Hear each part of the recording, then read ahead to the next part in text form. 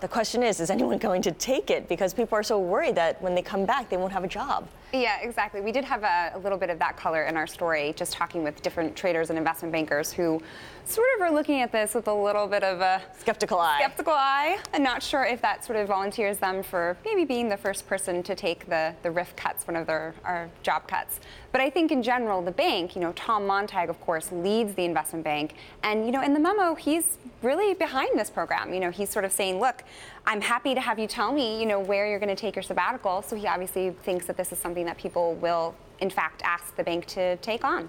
Is there a reason they felt that they ought to or had to do this? Retention, burnout, competition, lifestyle? Like, why the announcement? Well, it's certainly something that all of these banks are dealing with. Having their veteran people retained is a real issue for them. I don't know that Bank of America was specifically, we didn't see in the memo specific reasons for why they're doing this.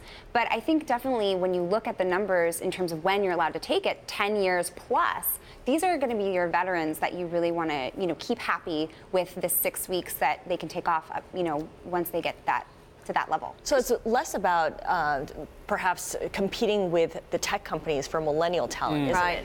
It's right. It's not about some of these other banks, like Morgan Stanley, for example, last year instituted a program where, VPs, which are usually about 5 years on in the job, they could take a sabbatical. This is very different. This is much older people who are being, Yay, Gen X. Okay. Or very successful people, because it could have been, they could be very senior people in the bank as well. Because the bank has to approve you for taking this, you would think that these are people who are, excelling in their careers that the bank wants to retain.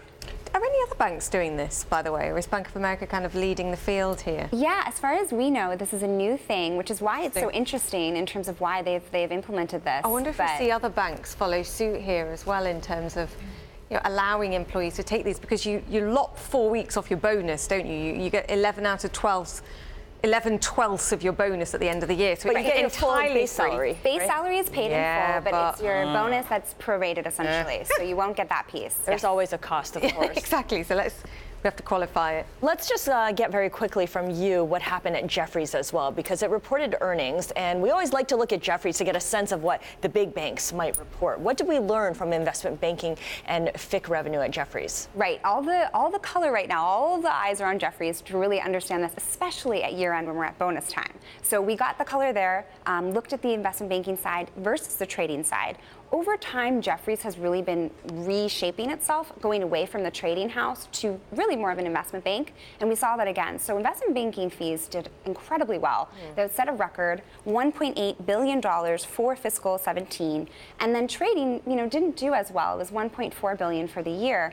And unfortunately, for people who are looking through those trading lines to see what the bigger banks may do, fixed income not looking good, down 37% in the quarter. Wow. So that's much worse than the 15% overall trading that has been telegraphed by some of the bigger bank executives.